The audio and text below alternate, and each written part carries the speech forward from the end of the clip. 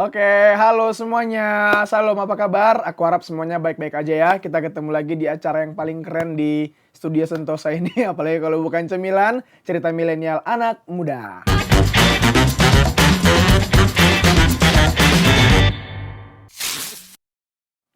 Ya teman-teman, kali ini kita akan bahas satu topik atau tema lagi yang relate banget sama kehidupan anak muda sekarang. Dan aku rasa juga ini patut diperbincangkan, patut dipercakapkan. Ya, satu tema, satu topik yang memberkati aku pikir, karena dua narasumber aku kali ini juga orang yang luar biasa. Kita mau bahas soal fatherless ya. Kita mau kenalan dulu sama dua narasumber aku. Silakan, mana kameranya? Oke, tepuk tangan dulu untuk dua narasumber aku yang keren. Ya, ini muka-muka segar yang baru selesai ujian ya. Oke. Kita kenalan dulu sama yang paling ganteng di antara kami. Silakan kamu kenalan, Bang, namamu. Ya, perkenalkan. Nama saya apa? Namamu? Nama saya Aritop, biasa dipanggil Dius. Tunggu, Aritop biasa dipanggil Dius. Ini gimana nih Oh, peralihannya? nama yang sebenarnya Aritop, Bang. Oh, Aritop. Ya. Oke. Saya Terus Diusnya dari mana? Dari nama lengkapnya, Bang. Oh. Iya, oke. Oke, ya oke. Lanjut. Saya 4 teologi. Oh. Kenapa guys? Ada yang salah dari perkenalan itu? Tidak ada kan? Oh, iyo. Saya tingkat 4 teologi. Sekarang lagi sibuk. Sibuk saya itu pengangguran. Pengacara apa? Salah. Pengacara. Iya. Serius. Ayo ulang apa? Sekarang sibuk apa, Ardius? Sibuk buat nulis proposal. Oh iya. Udah.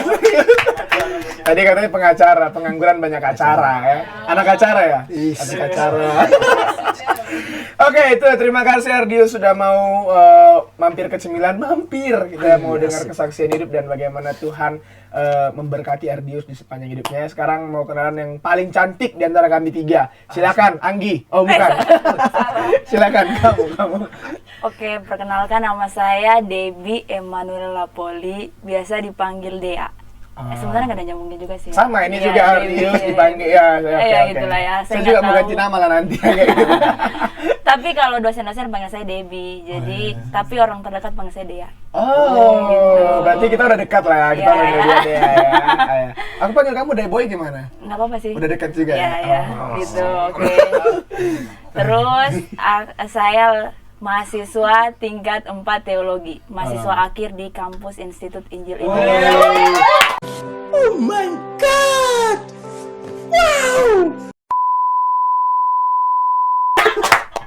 Ya, si paling akhir ya. Oke. Sekarang sibuknya ngapain? Kesibukan saya sekarang sedang menulis proposal skripsi. Oh, oke ya. Sekali lagi tepuk tangan untuk Dea dan Ardius. Ya teman-teman, kayak tadi aku bilang di awal, kita mau bahas satu topik yang penting, yaitu fatherless. Aku kasih info sedikit ya. Fatherless itu apa? Fatherless itu suatu kondisi dalam satu rumah tangga, di mana dalam rumah tangga tersebut, anak-anak dalam rumah tangga itu tidak mempunyai papa. Ini bisa disebabkan karena papanya meninggal dunia terlebih dahulu, terus papa mamanya bercerai, atau sebenarnya papanya masih ada, cuma kehilangan figur sosok papa, kehilangan figur sosok ayah karena sibuk bekerja. Terus walaupun ada waktu luang di rumah, tapi mereka nggak mau kasih pelukan, nggak mau kasih waktu untuk anak-anaknya. Nah, itu kita mau bahas dengan dua narasumber aku yang keren-keren banget pada sore hari ini, teman-teman. Kita mau bahas soal fatherless. Oke, aku mau tanya dulu untuk Ardius dan Dea. Tapi sebelumnya, teman-teman, mereka dua ini pasti udah dipulihkan sama Tuhan ya. Jadi nanti selamat terberkati dengan kesaksian hidup mereka ya. Oke, Ardius dan Dea. Kalau kalian berdua ini posisinya gimana? Tadi kan fatherless itu kan ada berbagai jenis ya. Ada yang papanya meninggal, ada yang papa mamanya bercerai jadi kehilangan sosok ayah, dan ada juga yang sebenarnya papanya masih ada tapi sibuk bekerja. Bahkan kalaupun ada waktu di rumah tapi nggak mau bercengkrama lah ya, bersekutu, berpelukan dengan anaknya, dengar anaknya cerita. ada yang begitu. Kalian berdua yang bagaimana? Ardius dulu deh. Ya, kalau saya karena ayah saya sudah meninggal, Bang. Oke, kalau Ardius fatherless-nya itu karena sosok ayah sudah meninggal. Kalau Dea? Kalau saya sama juga dengan Ardius, papa saya udah meninggal. Oke, ya teman-teman, ini dua kepribadian yang berbeda, maksudnya satu laki-laki satu perempuan. Kita mau tahu gimana sih fatherless dari segi laki-laki dan gimana juga fatherless dari segi perempuan. Oke, kalau boleh tahu papa itu meninggal, maksudnya kalian umur berapa atau kelas berapa, Dea? Kalau saya pas kelas 6 SD, Kelas 6 SD. Dia berapa bersaudara? 2, Terus dia anak bungsu, anak kedua. anak kedua, oke. Atau Saya pas umur 7 tahun, Bang. 7 tahun, oke, masih kecil ya. Terus Ardius berapa bersaudara? Kami 5 bersaudara, Bang. Dan Ardius anak ke? Anak keempat. Oke. Oh, bisa kita bilang mungkin posisi ini benar-benar benar-benar lagi butuh sosok papa banget. Dia perempuan kelas 6 SD, Iya. kelas 6 SD dan Ardius usia 7 tahun. Aku pribadi mungkin ya kalau itu ada di aku nggak sanggup ya. Tapi mungkin mereka pada saat itu entah belum ngerti atau ngertinya juga kemudian. Terus gimana kalian bisa grow up without your father gitu loh, bisa bertumbuh berkembang tanpa adanya seorang papa, Dea? Kalau saya sih waktu papa saya meninggal, di situ saya memang merasa kayak pokoknya dunia ini akan berakhir lah, kayak Oh, jadi gelap. kamu kelas 6 sudah sudah dapat konsep, maksudnya Iya. sudah terbayang begitu ya? Ya, kayak udah paham lah kelas 6 SD kan ya, udah paham di situ. Jadi yang kayak udah paham arti kehilangan. Kayak di situ. Terus pada saat papa saya meninggal, saya tuh rasanya yang kayak pokoknya dunia ini gelap, kayak nggak ada hari esok. Oke. Kalau mau saya bilang kalau sekarang saya anggap sih itu kayak hilang harapan sih. Hilang harapan. Terus tapi ada satu kalimat yang menguatkan saya sampai saya di titik ini. Kalimat itu dari om saya. Om saya bilang kayak gini, meskipun kalian gak punya papa di dunia, aduh sedih banget, tapi kalian punya papa di surga. Oke. Itu sih yang buat saya kuat sampai saat ini. Iya, iya. Itu satu kekuatan yang pasti sangat kuat banget, maksudnya sangat menguatkan kita semua dan terlebih menguatkan dia. Tapi aku mau tahu juga dong, maksudnya papa kan meninggal waktu dia kelas 6. Ya. Sejak dia kecil sampai kelas 6 sampai papa pergi, sedekat apa sih? Iya, ya namanya anak perempuan ya bang. Eh. Anak perempuan yang pasti yang kayak nempel terus, curhat sama papa. Aduh, saya sedih banget bang. Ya, aduh, saya nggak bisa bicara. ya gitu. Terus yang kayak sampai papa sakit, saya yang rawat, yang masakin, yang kayak mama kan kerja, jadi saya yang siapin makan kayak gitu bang. Ya teman-teman, itu sekilas dulu gimana Dea semasa kecilnya dari kecil sampai kelas 6 SD. Akhirnya Tuhan izinkan papa untuk pulang di luar. Nah kita mau tanya ke Ardius nih. Ardius, kalau dari umur 7 tahun kamu udah kehilangan sosok papa, terus gimana tumbuh kembangmu tanpa seorang papa dari umur 7 tahun dan kamu anak ke 4? Kayak saya sedikit menceritakan. Jadi waktu itu ayah saya tuh jatuh sakit bang. Jadi pas adik saya yang nomor 5 lahir, ayah saya sakit. Sakitnya itu lumpuh, jadi nggak bisa jalan bang. Nah kebetulan kami itu tinggal di Waikabubak namanya, yaitu di rumah mes gitu bang. Jadi ayah saya itu kerja di rumah sakit, karena ayah saya sudah sakit. Jadi waktu itu kami tuh istilahnya kayak diusir lah. Tapi bukan datang langsung ke rumah gitu, nggak usir. Jadi malam-malam gitu bang, kalau sudah sekitar jam 7 atau jam 8, kayak ada aja orang yang datang lempar rumah.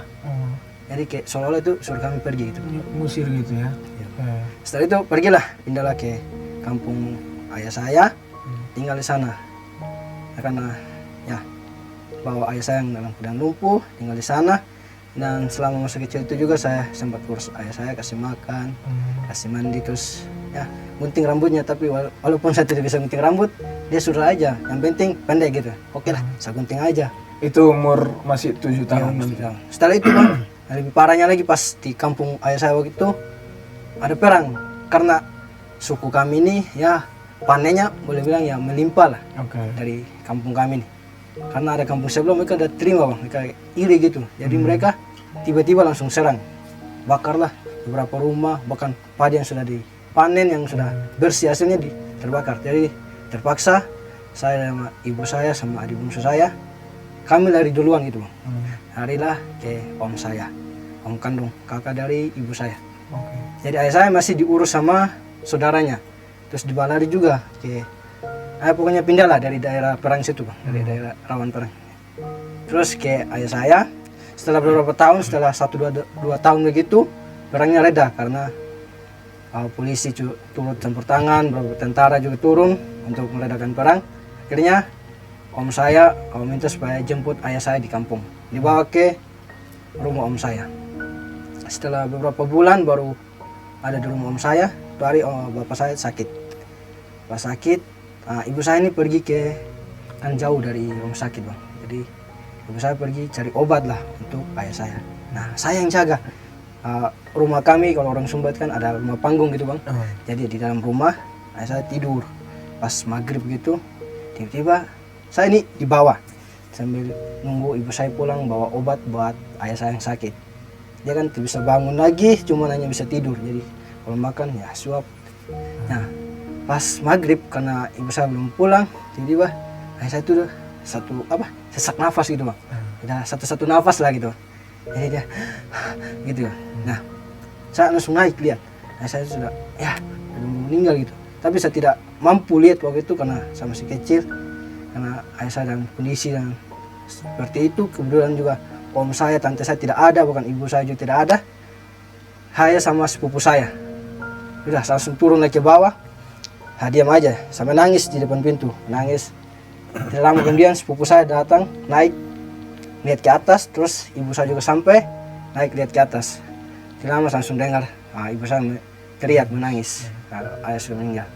Ya, pas tahun 2007 itu ayah saya meninggal, dan saya punya 2 saudara laki-laki, yang umur 3 nih tinggal sama tante saya di Wikobubak, jauh dari om saya, sama yang umur 2 juga. Nah malam itu sama sepupu saya, kami itu pergi cari mereka berdua untuk kasih tahu kalau iya bapak sudah. Nah setelah sampai di tante tempat kakak saya nomor 3 ada, tante saya ini marah. Tante saya ini adik dari bapak saya.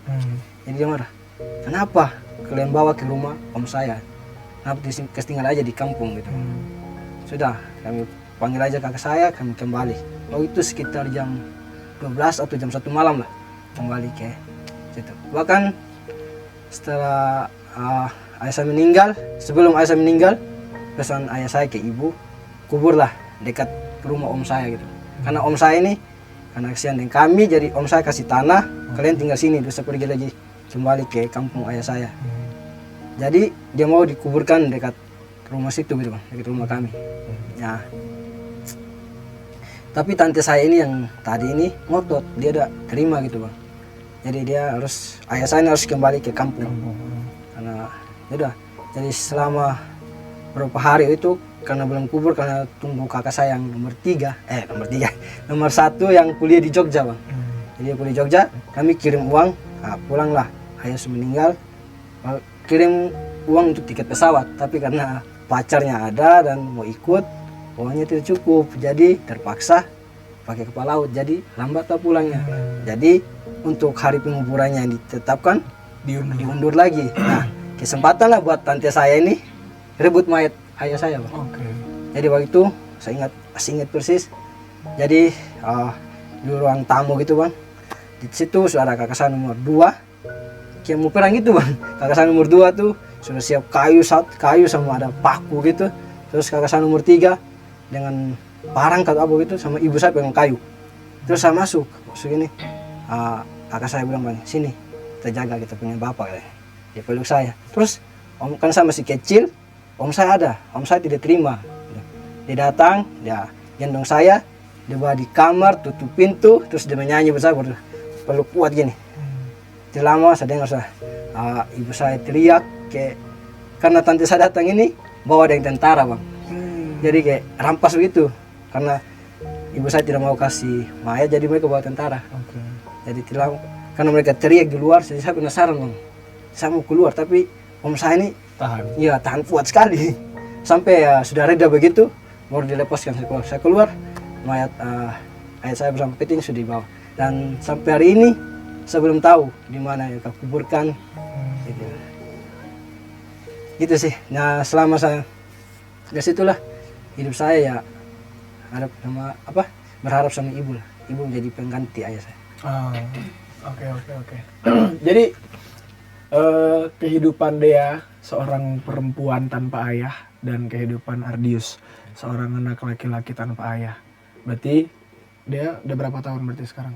Dari tahun berapa sampai sekarang? Udah 9 tahun, Bang. 9 tahun. Ardius berarti dari 2007. Sekarang berapa nih? 2007. Gak bisa ngitung kita ya, saking udah ini. Alasan apa? Udah belasan tahun. Gimana nih kalian tumbuh kembangnya tanpa sosok seorang papa? Dea. Tumbuh kembangnya yang kadang sih kalau lagi pengen cerita kayak sama kayak pengen ada sosok untuk cerita, apalagi pengen sosok ayah untuk cerita, lebih yang kayak doa sih sama Tuhan, kan punya Bapa di surga nih, jadi yang lebih Tuhan cerita-cerita, jadi yang kayak Tuhan emang tempat curhat terbaik sih kayak gitu. Terus tumbuh kembangnya yang kayak dari kejadian peristiwa papa meninggal, saya dilatih, diajar jadi perempuan yang kuat karena saya belajar dari mama saya. Mama saya adalah wanita terhebat, terkuat yang pernah saya temui di dunia ini. Tepuk tangan untuk Mama Dea. Nah, oke. Ardius gimana? Udah dari 2007 dan sekarang udah 2023, bahkan Ardius sudah jadi mahasiswa, calon hamba Tuhan nih. Gimana? Tumbuh kembang kamu dari umur 7 tahun dari papa meninggal sampai sekarang. Ya kalau saya pribadi bang, susah sih bang, karena kalau jadi anak kecil pasti itu andalkan orang tua.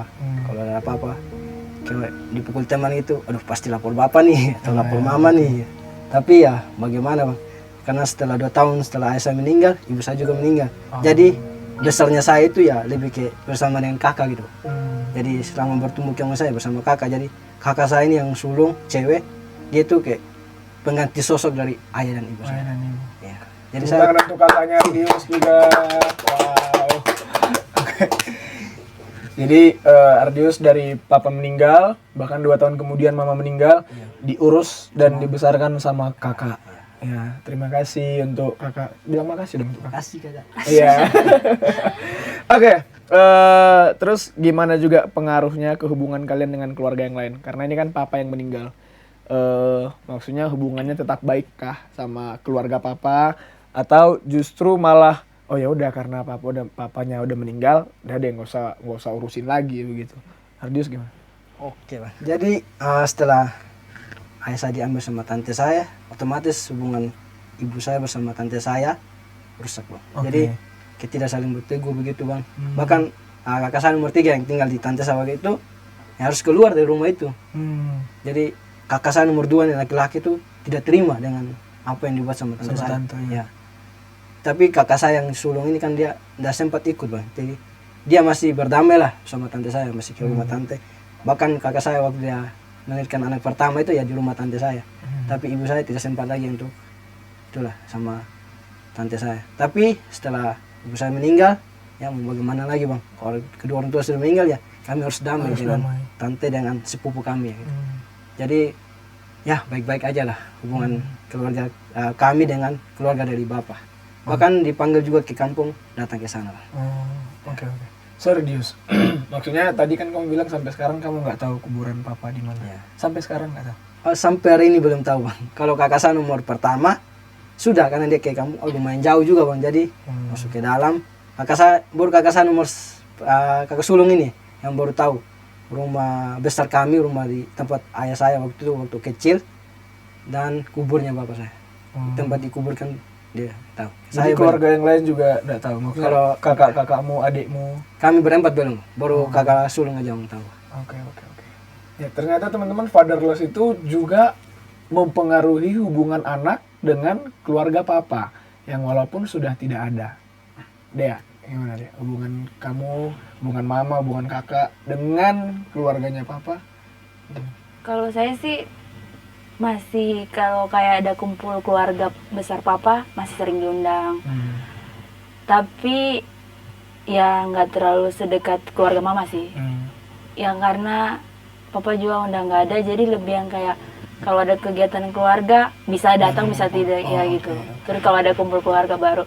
Tapi waktu sebelum papa meninggal kami sering diajak liburan sih di rumah keluarga papa gitu. Jadi lebih tahu. Palingan yang kami dekat kenal itu yang setiap liburan yang kami diajak di situ rumahnya kayak gitu. Nggak semuanya gitu family mama. Papa. Kalau mama sih lebih kayak dekat banget gitu. Itu sih. Oke. Pernah nggak sih kalian berdua itu kayak apa ya? Terbesit rasa iri sama teman-teman yang lain, kayak tadi Ardius bilang kalau ada teman yang pukul kita bisa langsung ngadu ke papa, atau kalau kayak Dea bilang pengen cerita tapi nggak ada sosok papa.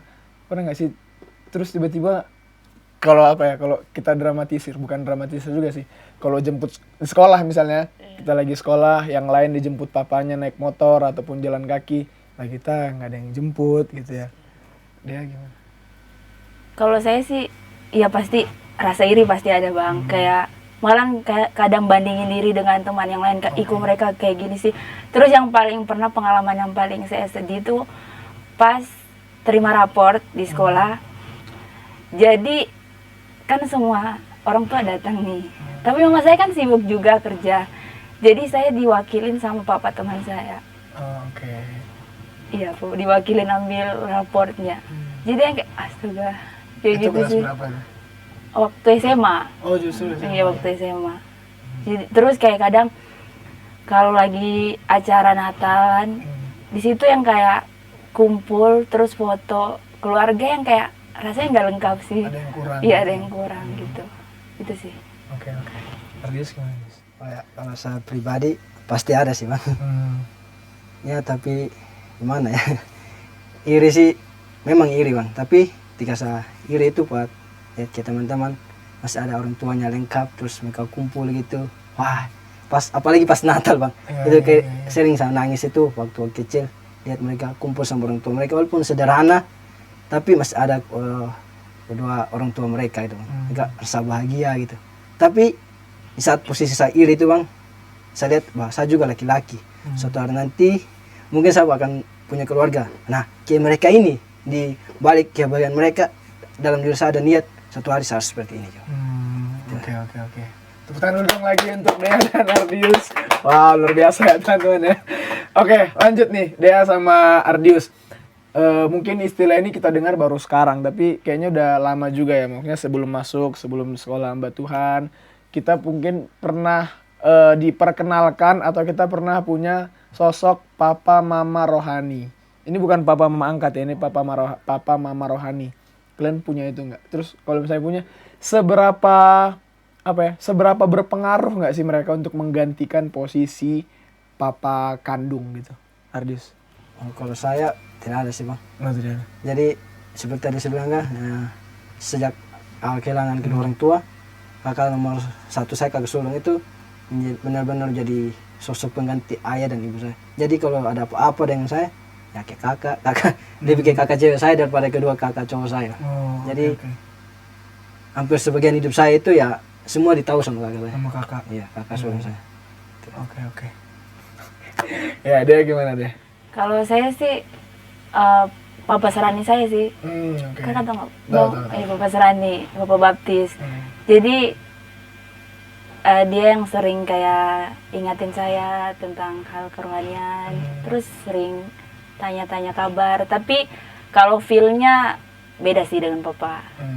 Karena iya Papa kandung, beda banget. Itu sih bang. Oke, ya teman-teman, kita masih mau lanjut lagi cerita dan dengar kesaksian dari Dea dan juga Ardius, tapi kami mau nyemil dulu ya. Mungkin mau lap-lap pakai tisu juga, ada air mata yang sudah bercucuran ini. Kalian juga yang di rumah silakan nyemil dengan cemilan kalian masing-masing, tetap di Cemilan Cerita Milenial Anak Muda.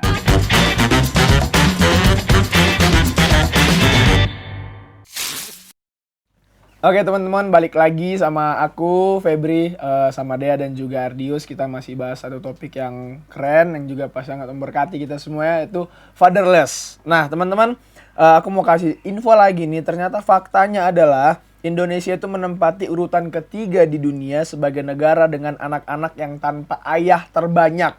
Jadi fatherless country, Indonesia itu nomor 3 terbanyak teman-teman. Cukup mengagetkan karena kayaknya istilah fatherless ini jarang banget kita dengar. Lebih sering tuh kayak broken home atau single mother.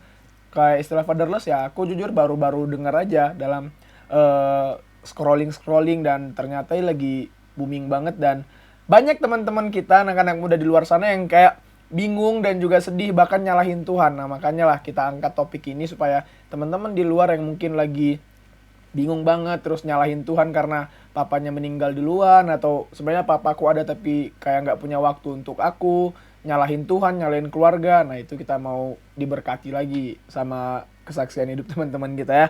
Oke, untuk kedua teman-teman aku, Dea sama Ardius, menurut kalian seberapa penting sih sosok seorang ayah dalam rumah tangga dan juga dalam tumbuh kembang seorang anak, khususnya kalian ya, ada anak perempuan, anak laki-laki, dan juga dalam ya keluarga papa biasanya kan kita kayak mencari nafkah. Seberapa penting sih menurut Ardius sosok ayah itu? Kalau saya sih bang, penting sekali bang.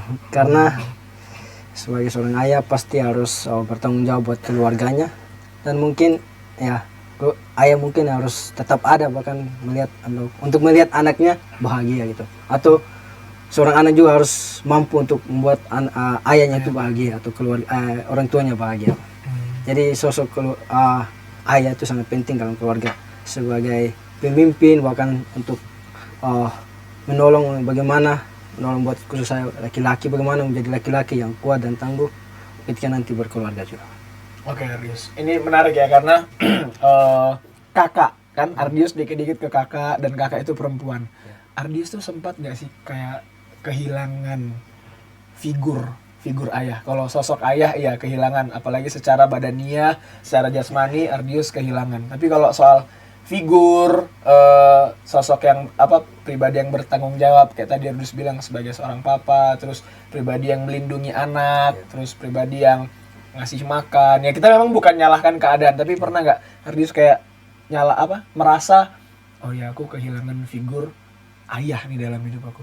Ya sering lah merasa kalau ya, tapi mau bagaimana bang, itu sudah terjadi ya. Bagaimana lagi, nggak bisa buat apa-apa lagi bang. Tapi puji Tuhan, Tuhan kasih kakak dan kakak itu bisa mengisi kekosongan itu. Iya betul lah. Ya oke. Lagi-lagi terima kasih ya untuk kakaknya Ardius. Ya kalau dia gimana menurut dia? Apalagi anak perempuan. Ini aku nggak tahu ya. Ini bisa secara umum atau mungkin tertentu aja. Anak perempuan tuh dekat banget sama papa. Nah menurut kamu seberapa penting sih ya sosok papa bagi kehidupan dia dan harusnya untuk tumbuh kembangnya dia? Penting banget sih bang, yang kayak papa, kayak kalau kayak laki-laki beri perhatian ke perempuan kan yang lebih gimana ya, kalau laki-laki beri perhatiannya penting banget, terus yang pemimpinnya, terus kayak kalau perempuan kan kayak pengennya tuh dilindungi nih, jadi yang kayak penjaga gitu. Nah kami kan di rumah itu cuman berempat, nah ya papa, mama berdua, saya kan dengan kakak ini perempuan dua-dua, jadi kami tuh bertiga cuman perempuan. Jadi yang pas papa udah nggak ada, yang kayak kehilangan sosok kayak pelindung kami gitu. Jadi kami kadang tuh di rumah tuh kadang takut, apalagi yang kayak saya dan mama, kan kakak kuliah nih dulu waktu sebelum saya di sini, jadi yang kayak takut di rumah sendiri, di rumah berdua cuman gitu. Terus yang kayak aduh pokoknya papa penting lah. Oke. Gitu sih bang. Berarti dia sama kayak Ardis, maksudnya pernah merasakan kehilangan figur seorang ayah yang tadi pemimpin, pelindung. Terus di mana dia mendapatkan itu? Di mama. Di mama. Di mama. Pokoknya mama itu emang benar-benar hebat sih. Iya. Ya teman-teman, aku bilang gitu karena balik lagi ya ke fakta tadi soal Indonesia. Negara kita ini masih sangat menganut sistem gender tradisional. Kayak mama, ibu itu tugasnya mengurus urusan domestik di rumah, kayak makan, minum, terus urusan bersih-bersih rumah. Sedangkan papa itu tugasnya untuk mencari apa yang mau dimakan, apa yang mau diminum, dan apa yang dipakai untuk membeli kebutuhan rumah. Nah ini Dea sama Ardius setuju nggak sih dengan konsep ini? Karena gimana ya teman-teman, menurut aku pernikahan itu nggak melulu soal oke, ibu kerjanya ini, ayah kerjanya ini, tapi pernikahan itu juga berbicara soal tanggung jawab bersama dan kerja sama. Ya nggak sih? Dia gimana menurut ini? Kalau dikaitkan dengan kerja sama berarti mama ini single fighter. Terus dia gimana? Iya, kalau saya kan Bang di posisinya kayak mama saya kerja, papa saya juga kerja. Tapi yang kayak benar-benar mereka tuh berikan saya teladan yang kayak mereka tahu posisinya masing-masing, yang saling menghargai. Terus mereka juga yang didiknya benar-benar meskipun mereka sibuk sesibuk-sibuk apapun mereka tetap beri perhatian, kasih waktu. Mereka bisa bagi waktu antara keluarga, antara pekerjaan kayak gitu. Dan didikannya itu yang benar-benar sampai sekarang ya jujur, papa saya tuh didikan papa saya masih saya terapkan sampai sekarang, yang kayak contohnya seperti pokoknya kalian jangan bicara kotor ya. Kalau sampai kalian bicara kotor, papa kasih cabe di mulut kalian. Sampai sekarang saya dan kakak saya nggak pernah lakuin itu, apalagi contohin aja nggak pernah. Jadi tetap Masih itu melekat ya Bang. Oke. Terus gimana dengan mama yang single fighter? Berarti setelah dia umur berapa? 12 tahun sampai sekarang mama tanda kutip banting tulang sendiri dong. Iya, mama. Iya kadang saya juga kadang sedih sih lihat mama yang kayak harus pulang malam kayak gitu. Tapi mama tuh nggak pernah tunjukin kalau mama capek. Dia tuh pokoknya dia tuh sedih sih. Pokoknya dia itu kelihatan kuat banget sih Bang. Yang kayak laki-laki dan perempuan ada di dalam dirinya kayak gitu. Dan aduh saya tunggu. Kisunya dia. Iya Bang. Pokoknya mama saya panutan banget sih dalam hidup saya. Dan dia juga kasih sayangnya nggak pernah berkurang meskipun dia sibuk. Oke. Tapi dia tahu sebenarnya mama tuh capek, mama tuh kayak kangen papa, mama tuh kayak apa ya? Ya rindu sosok seorang kepala rumah tangga. Dia tahu Bang. Kadang tuh karena saya tahu itu, saya nggak mau kecewain mama. Jadi yang kayak, aduh saya Iya, saya takut tisu dulu ya. Jadi yang kayak, mama nggak boleh kerjain kerja rumah, kayak nyuci harus saya, ngepel saya, bersihin rumah saya gitu. Pokoknya kalau mama pulang tahunnya istirahat aja gitu. Kecuali masak ya, saya nggak terlalu pandai dalam memasak sih. Tapi yang kayak pokoknya mama nggak boleh capek. Kalau pulang itu yang tahunnya istirahat aja. Kalau masak kan yang kayak beli makanan bisa lah kalau cuma berdua kayak gitu sih Bang. Kakak sekarang gimana? Kakak sekarang kerja sih Bang. Jadi saya dan kakak itu bedanya 4 tahun. Pas saya udah lulus SMA, kakak juga udah lulus kuliah gitu. Jadi pas saya pergi, kakak saya lagi yang gantiin posisi saya di rumah. Jadi mama selalu ada teman sih, tapi sekarang kan kakak lagi kerja nih. Tempat kerja kakakku dengan rumah itu ada 3 jaman. Jadi kakak ngekos, jadi mama sendiri di rumah. Gitu sih Bang. Iya. Tepuk tangan untuk Dea dan mamanya Dea juga. Ya Ardius gimana Ardius? Menilai maksudnya fenomena ini yang kayak tadi aku bilang, teman-teman fatherless di luar sana itu juga ngalamin yang karena peran gender tradisional ini. Jadi kayak mama ngurusin dapur, ngurusin rumah, papa kerja. Jadi kayak kehilangan waktu bersama papa lebih banyak ke mama. Atau bahkan nanti minggu depan kita bahas lebih banyak ke papa, banyak kehilangan waktu juga di mama. Ardius karena setelah papa meninggal 2 tahun kemudian mama meninggal, berarti lebih dekat dengan kakak. Kalau single mother itu untuk mama berarti apa? Single sister. Harus gimana nengok kakak yang terus berjuang kakak menafkahi Ardius aja atau sama adik-adik juga? Kami berempat Bang. Berempat. Ya, bahkan ya berempat lah. Sama kakak saya juga sudah berkeluarga dan punya anak juga. Jadi ya kakak saya benar-benar berjuang untuk bagaimana kami harus jadi orang, harus sukses, harus berhasil lah di kuliah. Karena dari kami berlima, cuman kakak nomor 2 saya yang laki-laki yang tidak mau kuliah Bang. Sedangkan kami yang berempat kuliah. Dari kakak sebelum saya, Terus kakak nomor 3 saya dengan adik bungsu saya yang kuliah. Jadi kakak saya ya hubungan dia Pak, harus buat kami berhasil gitu Bang. Karena meskipun kami tidak punya orang tua, kakak saya tidak mau kami dianggap remeh. Ini mereka tidak punya orang tua, tidak mungkin lagi mereka sampai kuliah atau bahkan sampai jadi orang gitu Bang. Tapi kakak saya bilang, percaya bahkan kakak bilang jangan takut, tetap andalkan Tuhan, kamu pasti jadi orang. Jadi dalam kakak saya benar-benar berjuang bagaimana untuk membiayai kami ketika kami sekolah. Berarti di kakak itu kamu temukan figur ayah, Dan- kamu temukan juga figur ibu. Ya, kerja keras dan penyayang. Iya, kerja keras dan penyayang. Aduh, oke.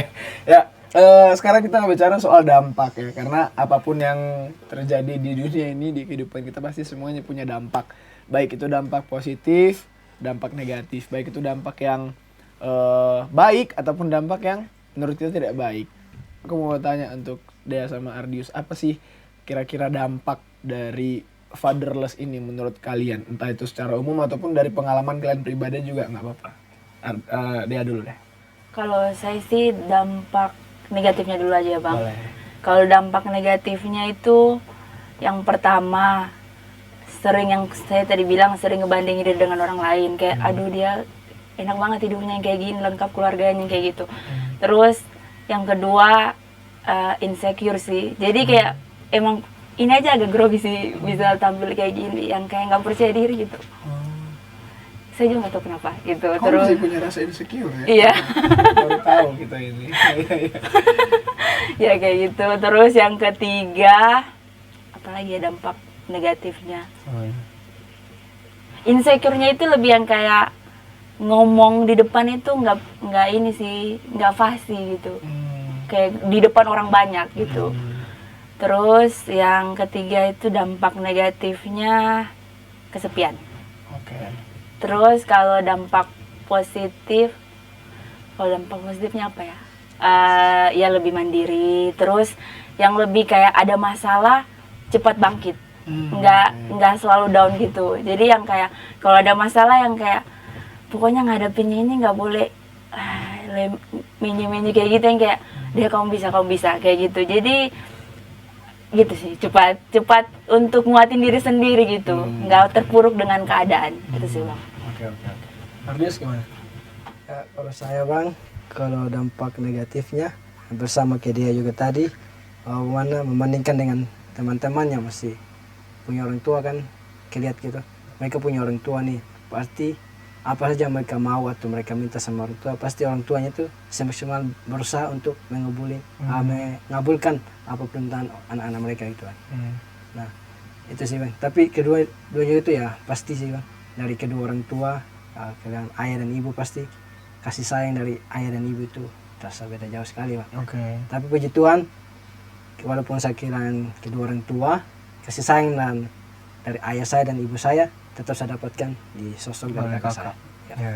Kalau dampak positif sih Bang, ya melatih diri supaya mental lebih kuat lagi, supaya bisa jadi pribadi yang lebih kuat lagi ke depannya. Meskipun tidak ada kedua sosok orang tua, tapi masih ada saudara dan kakak yang menolong itu.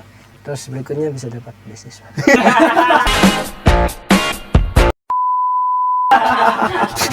Ya.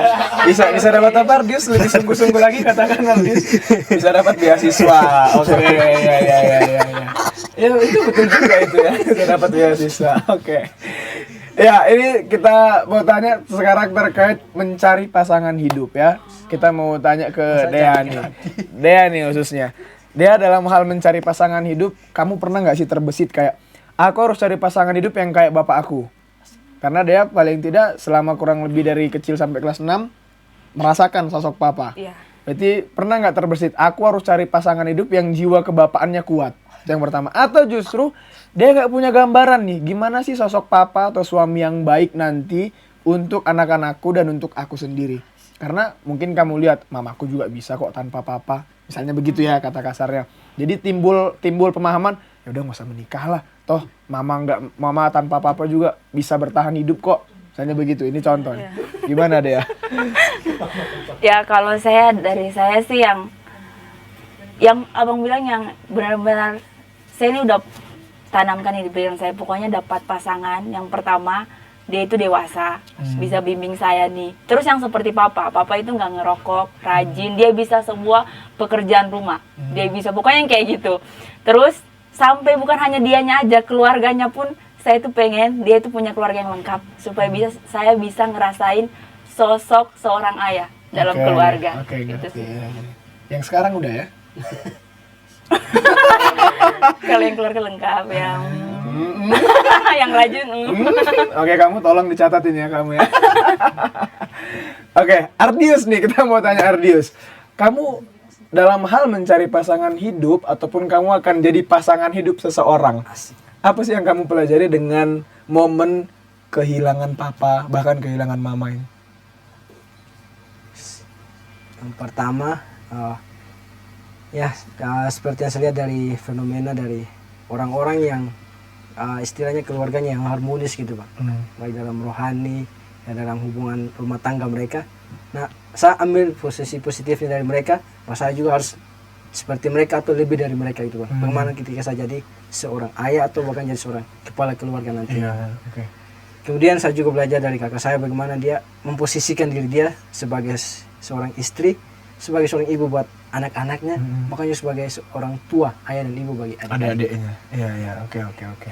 Ya ternyata semua yang terjadi memberikan alasan dan juga memberi kekuatan pribadi bagi semua kita, khususnya sore ini untuk Dea dan juga Ardius dalam perjalanan hidupnya. Nah, tapi kalian dua pernah nggak sih kayak nyalahin Tuhan dalam keadaan kayak gini? Kayak tadi aku tertarik Dea sama Ardius, usia kecil mereka udah mengerti apa itu kehilangan. Karena sejauh pengamatanku, karena aku jujur belum pernah merasakan kehilangan yang apalagi kalau papa mama, kalau yang namanya kakek nenek itu sudah. Tapi kan feel-nya mungkin beda ya.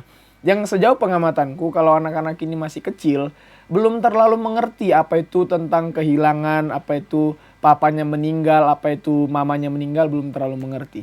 Tapi mereka berdua ini tadi dalam kesaksiannya mereka sudah mengerti apa itu kehilangan. Dan seperjalanan hidup kalian, pernah gak sih kalian kayak nyalahin Tuhan, marah sama Tuhan? Kenapa sih gitu, aku masih butuh papa, aku masih sangat butuh sosok papa, bahkan Ardius masih butuh sosok mama, tapi Tuhan panggil duluan, masih aku kecil nih. Ardius gimana? Ya, mana ya? Jadi sempat sih tanya sama Tuhan, berdoa, Tuhan kenapa secepat itu panggil ayah, lalu kemudian nyusul ibu saya? Kenapa tidak biarkan dulu istilahnya ayah dan ibu saya itu hidup lama sampai lihat saya itu sudah sukses atau saya bisa mampu buat mereka tuh bahagia gitu. Terus saya protes sama Tuhan, kenapa Tuhan? Ya setiap hari berdoa begitu pun ya bagaimana Pak? Jadi ya tetap ya percaya saja Tuhan bahwa ada rencana Tuhan yang terbaik di masa. Tapi sempat ada di titik kamu nyalahin Tuhan, marah sama Tuhan. Itu kapan? Kecewa aja sih Pak. Kecewa sama Tuhan. Itu masih SMP atau SMA gitu Pak. Jadi Natal Bang. Jadi ya saya kalau lihat teman-teman mereka merasakan suasana Natal dengan lengkap kedua orang tua mereka, tapi saya tidak Bang. Jadi meskipun ada kakak saya, tetap saya merasa kehilangan kedua orang tua saya. Jadi karena saya menangis dan saya berdoa dan tanya sama Tuhan, kenapa secepat itu? Oke. Dia gimana Dia? Kalau saya yang pas kecewanya itu yang hari pas papa meninggal. Di situ yang benar-benar kayak Tuhan kok cepat banget sih kayak. Kamu di usia segitu udah mengerti? Iya, saya kan udah 12 tahun. Oke. Saya 12 tahun masih beda. Iya di hari, jadi Bang pas papa saya meninggal di hari yang sama juga saya di situ sakit. Jadi yang kayak sempat terbesit yang kayak kok kayak gini sih Tuhan, kayak saya masih pengen ngerasain yang namanya papa, dipeluk papa kayak gitu. Tapi lagi-lagi yang om saya yang saya bilang awal, om saya bilangin gini, pokoknya meskipun kalian gak punya papa di dunia secara fisik lagi, tapi kalian punya Bapa di surga. Terus ada om-om yang sayang banget sama kalian, yang gak akan ninggalin kalian gitu. Jadi memang om kami itu jagain kami sebulan, mereka gak pulang ke rumahnya, temenin kami di rumah sampai kami bisa terima. Itu sih. Oke. Berarti sempat ada titik kamu bertanya-tanya sama Iya. Tuhan. Itu terakhir atau Tapi sepanjang iya, perjalanan? terakhir itu yang pas hari Papa Papa meninggal situ, terus pas yang omku bilang kalian punya bapak di surga, langsung itu nguatin banget yang kayak, oh ya langsung kayak saya punya tercas gitu ya. gitu. Oke. Ya, tapi itu dulu ya. Iya. Ardius juga bilang SMP SMA terakhir dia pada saat kejadian terakhir. Toh sekarang puji Tuhannya kalian sudah dipulihkan sama Tuhan. Nah ini yang penting. Gimana sih kalian masih ingat nggak kalau tadi dia kata Om, gimana sih kalian merasakan pemulihan dari Tuhan, dan masih ingat nggak sih gimana Tuhan benar-benar jamah hati kalian dan benar-benar Tuhan tuh kayak nguatin kalian gitu loh. Kayak kata dia dan kata omnya dia, sekalipun papa kalian gak ada di bumi secara fisik, tapi kalian punya Bapa di sorga yang gak pernah ninggalin kalian. Gimana kalian bisa ceritain gak sih gimana proses Tuhan memulihkan hati, bahkan memberikan kekuatan sampai kalian ada di titik ini yang ternyata kalian sebenarnya masih butuh sosok papa, tapi ya Tuhan sudah panggil dan Tuhan ternyata kasih kekuatan. Gimana dia? Kalau saya sih ya jadi kan yang kayak pengen curhatnya tempat curhatnya udah nggak ada nih, papa udah nggak ada, jadi yang kayak curhat sama Tuhan, yang benar-benar setiap curhat sama Tuhan itu yang kayak Tuhan kayak kasihin damai sejahtera, tenang. Iya, lewat doa-doa itu. Jadi yang benar-benar awalnya saya kerinduannya pengen jadi dokter sih, curhat sama Tuhan, doa. Tapi kelas 2 SMP di situ Tuhan lawat saya, ternyata bukan ini rencana Tuhan. Jadi di situ yang benar-benar sampai saya di sini itu yang karena Tuhan lawat saya lewat ada saya ikut seminar tentang tentang penginjilan untuk remaja. Jadi yang kayak benar-benar di situ Tuhan lawat saya, Tuhan bilang kamu harus jadi hambaku, pelayanku, kayak gitu. Jadi yang kayak oke Tuhan, saya mau ikut Tuhan, saya mau melayani Tuhan seumur hidup saya. Tepuk tangan untuk dia. Oke, Ardius gimana? Kalau saya bang, karena kecilnya lahirnya sudah didoakan dari kakak bahwa kalau saya harus jadi hamba Tuhan bang. Jadi meskipun ketika masih kecil kehilangan kedua orang tua, saya percaya bahwa waktu itu saya kuat bukan karena saya sendiri, tapi karena Tuhan yang menguatkan saya. Dan setelah kehilangan kedua orang tua saya, baik ayah dan ibu, saya lupa waktu itu saya umur berapa, kakak saya itu sekaligus menjadi orang tua rohani lah gitu. Jadi yang selalu mengingatkan saya, menasihatkan saya untuk selalu berdoa, baca Alkitab, bahkan ke gereja. Dan dia kasih ayat saya itu yang mengatakan, sekalipun ayah dan ibu meninggalkan engkau, tetapi aku tidak akan meninggalkan engkau. Nah itu menjadi ayat pegangan juga sih bang, yang kembali menguatkan saya. Meskipun di setiap Natal saya merasa sedih karena kehilangan kedua orang tua, tapi ketika saya ingat ayat itu ya kayak memberi kekuatan bagi saya. Ya saya harus kuat bagaimanapun, ya saya harus kuat. Hidup harus terus berjalan. Iya, harus tetap kuat itu. Oke. Tepuk tangan juga untuk Ardius, luar biasa. Ya itu ya teman-teman, pemulihan Tuhan dan bagaimana Tuhan bekerja itu nggak dibatasi oleh apapun, termasuk di dalam kesedihan kita pun kita bisa merasakan kedamaian ya dia. Dia bilang tadi lewat doa-doanya, bahkan Ardius juga dapat firman Tuhan, itu benar-benar kita dapat cuma hanya di dalam Tuhan. Sekalipun orang tua kita di dunia secara fisik nggak ada, tapi ada Dia, Tuhan Yesus yang selalu ada untuk kita. Oke, dua terakhir untuk Dea sama Ardius. Kalian bisa kasih pesan nggak untuk teman-teman di luar sana yang mungkin sekarang kayak merasa sedih karena papa udah meninggal, terus mungkin merasa marah sama papa karena sebenarnya papa masih ada tapi kayak nggak ada waktu untuk kami begitu. Atau juga merasa marah dan kecewa sama Tuhan. Ardius dulu deh. Ya, kalau buat teman-teman yang sudah kehilangan ayah ataupun ibu, ya jangan terlalu berlarut lah dalam kesedihan itu. Ya bagaimanapun kita harus bangkit dan harus menjadi kuat, dan tidak boleh terlalu berlarut, dan percaya bahwa Tuhan pasti ada rencana Tuhan di balik semuanya itu, dan percaya bahwa semua itu terjadi bukan kebetulan tapi karena rencana Tuhan. Dan kalau buat teman-teman yang masih punya orang tua, saya ini sudah rasa bagaimana kehilangan ayah dan ibu. Nah kalau buat teman-teman, jangan pernah menyia-nyiakan waktu bersama ayah dan ibu. Dan kalau teman-teman sempat punya kesalahan bersama ayah ataupun ibu, cepat selesaikan, karena kita tidak tahu kapan ayah dan ibu kita akan meninggal. Jangan sampai nanti ketika mereka sudah meninggal, kita kecewa dan menyesal, dan belum sempat untuk menyelesaikan permasalahan kita ataupun pertikaian antara ayah dan anak dan ibu. Mungkin dari saya begitu. Oke, terima kasih Ardius. Oke, tepuk tangan deh, tepuk tangan. Luar biasa Ardius. Dea, apa yang mau kamu sampaikan untuk teman-teman anak muda di luar sana? Oke, buat teman-teman yang papanya udah meninggal, harus tetap kuat, jangan mudah menyerah. Percaya bahwa kita meskipun nggak punya bapak di dunia ini, tapi kita punya bapak di surga, bapak yang nggak akan ninggalin kita, bapak yang bisa jadi tempat curhat terbaik. Terus bapak yang akan menjadi penghibur, penguat dalam hidup kita. Saya udah ngalamin dan rasain itu. Jadi kalau nggak percaya, maksudnya saya udah pernah ngalamin itu. Jadi nggak mungkin nggak percaya.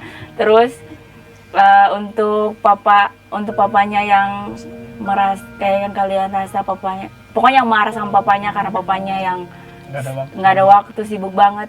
Nggak ada ayah yang nggak sayang sama anaknya. Mereka sibuk juga, itu karena untuk kalian. Mereka ingin lihat kalian bahagia. Aduh. Jadi untuk kalian yang lagi marah sama papanya, cepat selesain. Kalau perlu peluk papanya dan minta maaf. Terus bilang I love you papa. Karena kesempatan itu nggak akan diulang. Soalnya saya udah nggak bisa ngakuin itu. Oke. Oke, tepuk tangan juga untuk Dea. Kayak gimana ya, 2 episode ini teman-teman mungkin akan banjir studio ini ya. Minggu ini kita bahas fatherless, minggu depan kita bahas soal motherless, orang-orang yang kehilangan mama. Oke, terakhir untuk Dea sama Ardius. Seandainya kita mengandai-andai, seandainya papa masih ada, apa yang mau kalian bilang sama papa dan apa yang pengen kalian buktikan sama papa? Saya juga jadi sedih. Seandainya papa masih ada dan oke, papa pasti sudah senang di sana dan papa melihat, maksudnya ada hal yang kalian ingin buktikan dan ingin kalian tunjukkan. Oh, papa sekarang anak kecil papa yang bernama Dea dulu yang cengeng sekarang udah gak cengeng, misalnya begitu.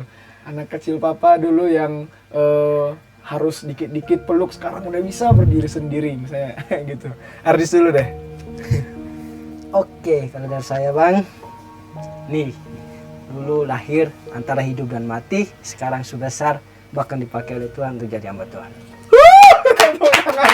Ardius luar biasa. Oke. Dea. Kalau dari saya, I love you papa. Aku pengen peluk papa. Terus bila tahun depan aku udah mau wisuda.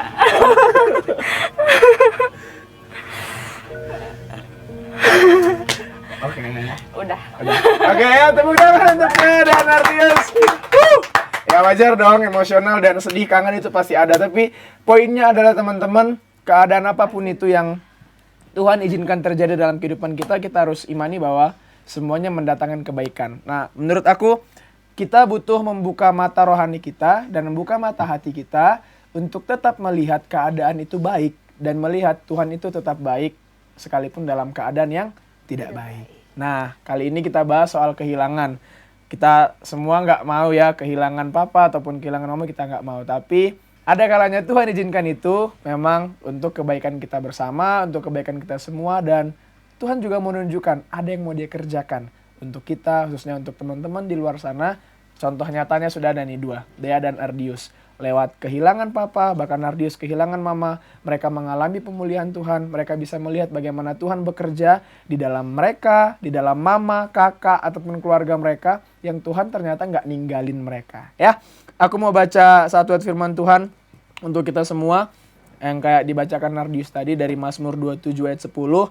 Sekalipun ayahku dan ibuku meninggalkan aku, namun Tuhan menyambut aku. Nah, untuk teman-temanku yang di luar sana yang mungkin sedang merasa sedih karena kehilangan sosok papa, yang mungkin karena sudah meninggal, ataupun kayak tadi marah karena papanya sebenarnya ada tapi nggak pernah ada waktu, mari kita benar-benar yang masih ada papanya, kayak tadi dia bilang, peluk papa, banyakin me time dengan papa. Kalau papanya sudah meninggal, jangan nyalahin Tuhan. Dan kalau mau cari tempat cerita seperti dia tadi, jangan cari kemana-mana. Kita belajar dari Dea dan juga Ardius. Dengan doa, mereka merasakan kedamaian, mereka merasakan ketenangan. Ingat, Tuhan gak pernah ninggalin kita sendirian. Kalau kita jatuh, dia pun gak biarkan kita sampai tergeletak. Oke? Tepuk tangan lagi untuk dua narasumber kita hari ini, luar biasa. Dan tepuk tangan juga untuk Tuhan Yesus yang udah memulihkan Dea dan juga Ardius, dan kami yakin pemulihan yang sama juga teman-teman akan rasakan seperti pemulihan yang dirasakan oleh Ardius dan juga Dea. Oke. Cerita kita sampai di sini ya teman-teman ya. Kita ketemu lagi minggu depan di tema yang masih sejenis, motherless. Kita mau cerita juga minggu depan gimana teman-teman kita bisa bangkit dan pulih dari momen atau kejadian mamanya dipanggil Tuhan terlebih dahulu ataupun mereka kehilangan sosok mama. Oke, kita mau menutup acara kita pada malam hari ini. Minta dengan kasih Ardius untuk berdoa ya. Kita berdoa. Tuhan, kami bersyukur buat segala sesuatu yang terjadi dalam kehidupan kami. Kami percaya bahwa semua itu terjadi bukan secara kebetulan, tapi semua ada dalam maksud dan rencanamu. Mungkin siap dan tidak siap, baik atau tidak baik waktunya, kami akan merasa kami akan kehilangan orang-orang yang kami cintai dan kami sayangi, baik itu ayah, ibu ataupun saudara kandung kami. Tapi kami percaya bahwa ada rencana Tuhan yang indah di balik semuanya itu, dan kami percaya Tuhan yang menjadi kekuatan kami, yang menjadi penghiburan bagi kami jika suatu hari nanti kami kehilangan orang-orang yang kami cintai dan kami sayangi. Bukan kami yang sudah merasakan, Tuhan terus pakai kami bagaimana membagikan pengalaman kami untuk menjadi berkat bagi teman-teman yang mungkin masih berlarut dalam kesedihan ataupun tidak terima ataupun marah dan kecewa kepada Tuhan. Terus pakai, Tuhan tolong, Tuhan mampukan. Tuhan berkati juga cara ini terus menjadi berkat bagi teman-teman, bagi orang banyak di luar. Dalam nama Tuhan Yesus kami berdoa bersyukur. Amin. Amin. Wah, saya sampai lepas kacamata ini. Oke teman-teman, sampai ketemu minggu depan di cerita milenial anak muda. Tetap jaga kesehatan dan tetap semakin cinta sama Tuhan. Kami pamit. Dadah. Tuhan berkati.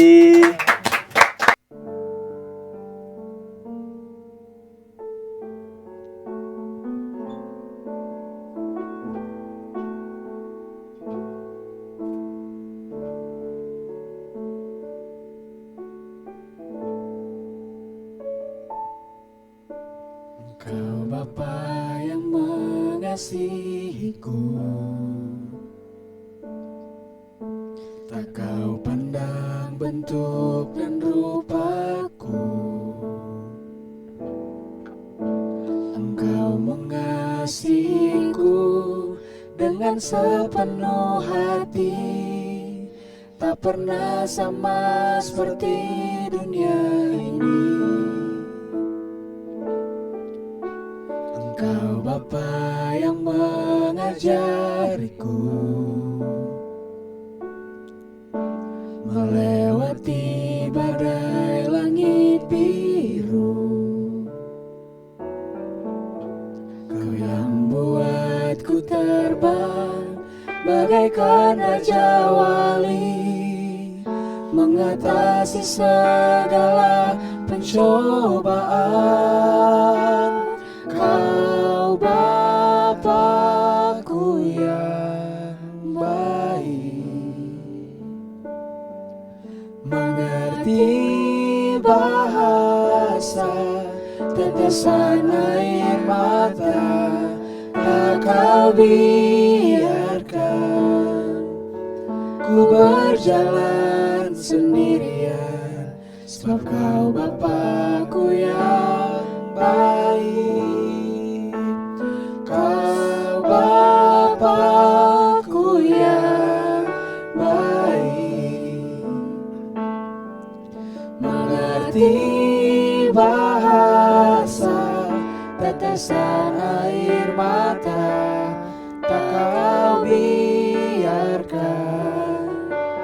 ku berjalan sendirian, sebab kau Bapakku yang baik. Engkau sungguh baik.